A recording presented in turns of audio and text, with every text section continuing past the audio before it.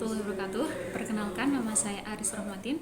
Saya dari kelas 2A IA1, Prodi Pendidikan Agama Islam, Universitas Islam Nahdlatul Ulama Jepara. Nah, untuk memenuhi tugas Ulumul Quran, tugas UAS, maka dalam video kali ini saya akan sedikit menjelaskan Ulumul Quran tentang nasikh dan mansukh. Yang pertama adalah pengertian nasikh dan mansukh.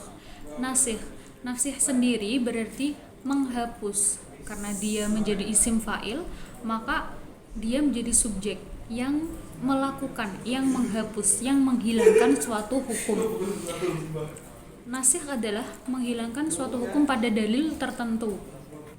Sedangkan mansukh sendiri adalah dari isim maf'ul yang dilakukan. Nah, mansukh yang dihapuskan. Jadi, saat ada suatu hukum pertama lalu dihapus oleh hukum yang baru. Hukum pertama tersebut disebut mansukh dan dalil yang terakhir disebut nasikh.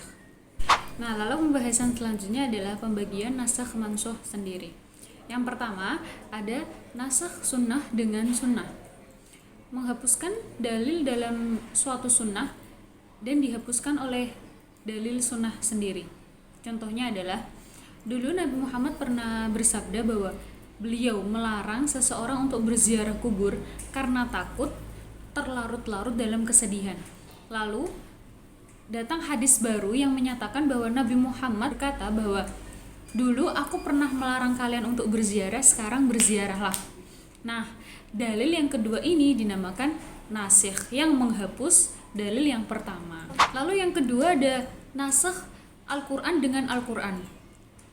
Contoh, dalam Quran surat Al-Baqarah, ayat yang awal menjelaskan tentang masa idah seorang wanita setelah meninggal oleh suaminya, maka masa idah mereka adalah 1 tahun.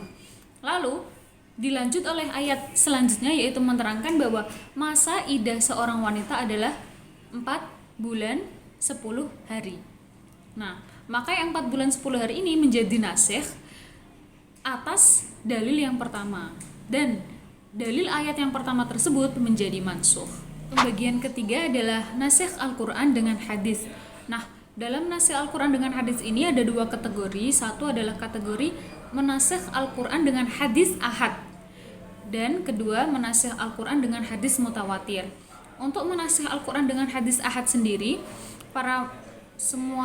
semuanya bersepakat bahwa nasikh ini ditolak ya, karena hadis ahad sendiri bersifat dhonni atau dugaan, sedangkan Al-Quran bersifat pasti.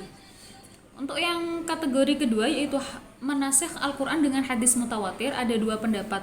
Satu pendapat yang memperbolehkan, menganut dari Imam Malik, Imam Hanafi, Imam Hambal, memperbolehkan menasikh Al-Quran dengan hadis mutawatir dengan dalil Al-Quran yaitu wa ma yantiqu 'anil hawa in huwa illa wahyu yuha. Lalu pendapat yang tidak memperbolehkan atau menolak salah satunya adalah Imam Syafi'i. Karena Imam Syafi'i berpegang teguh pada dalil Al-Quran, ma nansakh min ayatin aw nunsiha na'ti bi khairin minha aw misliha. Al-ayah. Lalu bagaimana cara kita mengetahui bahwa ayat tersebut nasikh atau mansukh adalah? 1. Ayat tersebut memang berasal dari Rasulullah SAW. Lalu yang kedua ada ijma atau ketetapan para ulama menentukan bahwa ayat ini adalah nasikh, ayat ini adalah mansukh. Lalu yang ketiga adalah dalam suatu nas menyatakan bahwa nas tersebut lebih dulu daripada nas yang lain. Maksudnya adalah yang pertama disebut mansukh, yang kedua disebut nasikh.